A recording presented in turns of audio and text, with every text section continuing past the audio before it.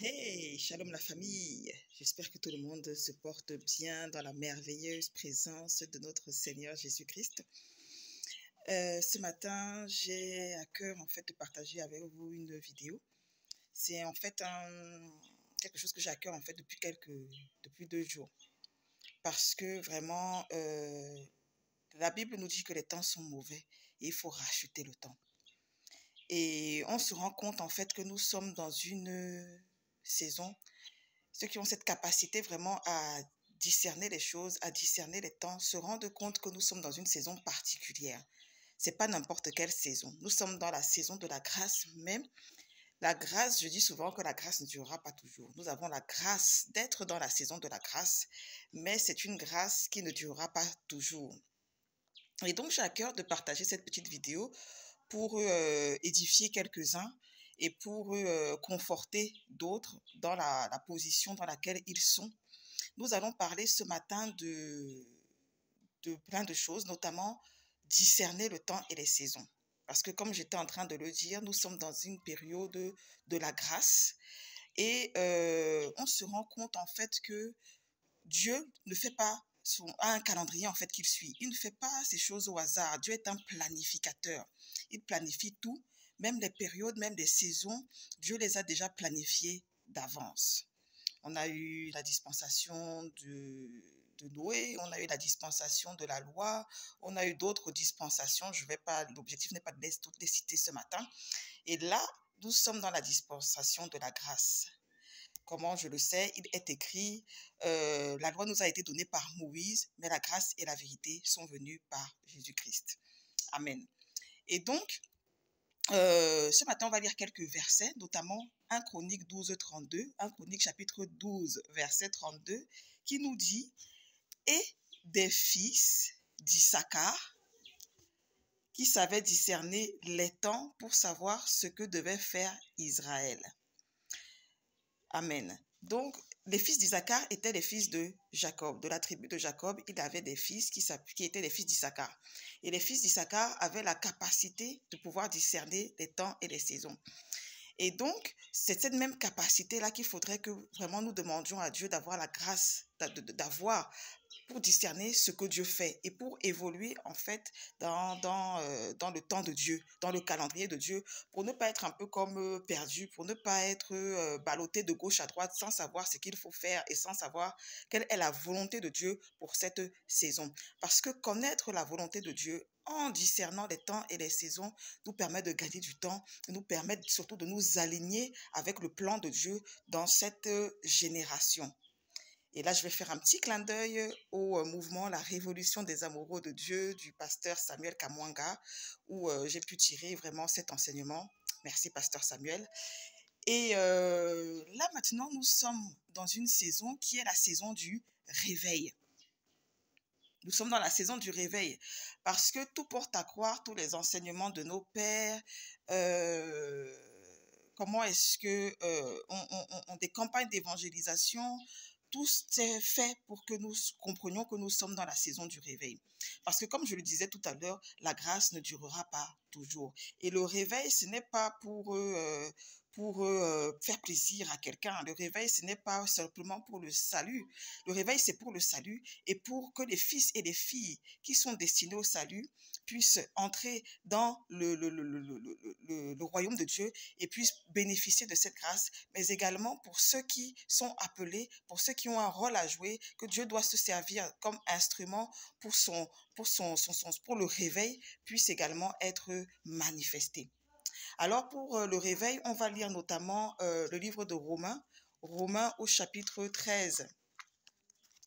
Romains chapitre 13, verset 11. On va lire de 11 à 14.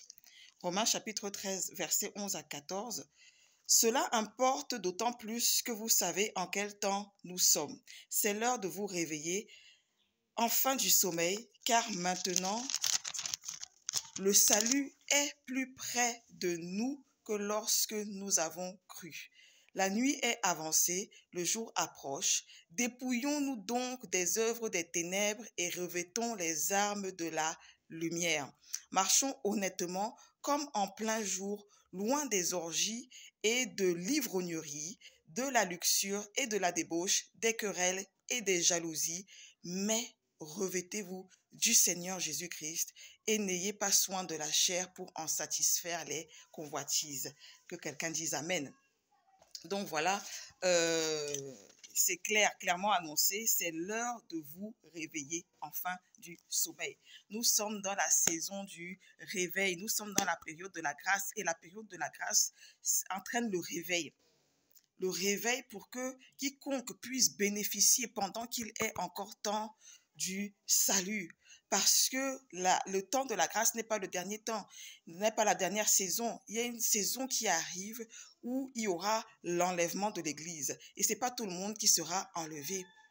Ce n'est pas tout le monde qui sera enlevé. D'abord, pour être dans la dispensation même de cette grâce, la grâce a été donnée pour tout le monde. Mais il faut avoir reçu le témoignage de Jésus-Christ. Il faut avoir cru en Jésus-Christ. Et lorsque tu vas croire en Jésus-Christ, cela va te permettre d'expérimenter ce qu'on appelle la nouvelle naissance. Parce qu'il faut que tu puisses être né de nouveau pour pouvoir entrer dans une alliance qui est l'alliance du Père, du Fils et du Saint-Esprit, et pour pouvoir te débarrasser, te dépouiller de ta vaine manière de vivre, du vieil homme qui te gouvernait avant ta nouvelle naissance, pour entrer dans une nouvelle façon de faire, pour entrer dans une alliance où Jésus-Christ est venu nous donner la vie et pour que nous l'ayons en abondance. Donc, à ce niveau, nous allons lire Jean chapitre 3 au verset 3, qui vient confirmer en fait ce que je suis en train de te dire, parce que oui, il faut toujours prendre sa Bible pour pouvoir aller dans les Écritures, pour pouvoir connaître la volonté de Dieu. Amen. Donc Jean chapitre 3, verset 3, Jésus lui répondit, en vérité, je te le dis, si un homme ne naît de nouveau, il ne peut voir le royaume de Dieu. Donc, tant que tu n'es pas né de nouveau, tant que tu n'as pas expérimenté cette nouvelle naissance, tu ne peux pas entrer dans le royaume de Dieu. Ce n'est pas moi qui le dis, c'est la parole de Dieu qui le dit. Donc, il faut pouvoir être né de nouveau, il faut pouvoir naître de nouveau pour entrer dans cette nouvelle alliance, pour entrer dans ce mariage où Jésus-Christ, où le Père devient notre époux. Mais ça ne se fait pas du jour au lendemain. Même quand tu auras accepté Jésus-Christ comme ton Seigneur et Sauveur, même quand tu auras reçu le Saint-Esprit, l'autre étape, la quatrième étape que nous allons voir tout de suite, ça se fait étape par étape. Et peut-être lors d'une prochaine vidéo, si Dieu nous fait grâce, nous pourrons voir ces différentes étapes. Donc, nous avons vu que il faut avoir la capacité de discerner les temps et les saisons pour connaître la volonté de Dieu. Il faut également comprendre que là, nous sommes dans la saison de la grâce et dans la période du réveil particulier pour la moisson des âmes, pour amener une multitude dans cette saison de la grâce. 3, nous avons vu que pour pouvoir bénéficier de la grâce, tu ne peux pas bénéficier de la grâce tant que tu n'es pas né de nouveau, tant que tu n'as pas expérimenté la nouvelle naissance, d'accepter le Seigneur Jésus-Christ comme ton Seigneur et ton Sauveur et accepter de marcher en nouveauté de vie. Et 4, maintenant ce que nous allons voir, c'est la puissance du Saint-Esprit. Parce que tout ce que nous faisons, moi-même qui suis placé devant toi, moi, j'ai pas de capacité. C'est le Saint-Esprit, après avoir reçu Jésus-Christ comme notre Seigneur et Sauveur, c'est le Saint-Esprit qui fait cette œuvre en nous, c'est le Saint-Esprit qui fait ce ministère en nous, c'est le Saint-Esprit qui nous donne ces capacités qui étaient même enfouies à l'intérieur de nous, mais qui ne pouvaient pas, qui sommeillait en fait, qui dormait. Et c'est le Saint-Esprit, lorsque nous avons accepté Jésus-Christ comme notre Seigneur et Sauveur, qui nous donne toutes ces capacités. Et nous allons lire dans Actes on va commencer au chapitre 1, du verset 4 à 8. Actes chapitre 1, verset 4 à 8. Comme il se trouvait avec eux, il leur recommanda de ne pas s'éloigner de Jérusalem, mais d'attendre ce que le Père avait promis, ce que je vous ai annoncé, leur dit-il. Car Jean a baptisé d'eau, mais vous, dans peu de jours, vous serez baptisés du Saint-Esprit. Alors, les apôtres réunis lui demandèrent, « Seigneur, est-ce en ce temps que tu rétabliras le royaume d'Israël ?» Il leur répondit, « Ce n'est pas à vous de connaître les temps ou les moments que le Père a fixés de sa propre autorité. Mais vous recevrez une puissance, le Saint-Esprit survenant sur vous, et vous serez mes témoins à Jérusalem, dans toute la Judée, dans la Samarie et jusqu'aux extrémités de la terre. Amen. Et déjà au verset 7, avant même d'arriver à la puissance du Saint-Esprit qui va venir sur les disciples, nous voyons que Jésus leur a répondu, ce n'est pas à vous de connaître les temps ou les moments que le Père a fixés de sa propre autorité. Donc nous voyons qu'il y a des temps, on voit qu'il y a des moments, on voit qu'il y a que Dieu vraiment a son calendrier qui tient et qui ne fait pas, ça nous confirme encore ce que nous avons vu par rapport au temps et aux saisons, qui ne fait pas des choses au hasard, qui respecte un temps précis où il se manifeste au fur et à mesure. Voilà. Et c'est donc cette puissance-là qui est le Saint-Esprit que nous recevons après notre nouvelle naissance, vraiment en se consacrant à Dieu, en ayant la soif vraiment de manifester Dieu dans notre époque et dans notre génération.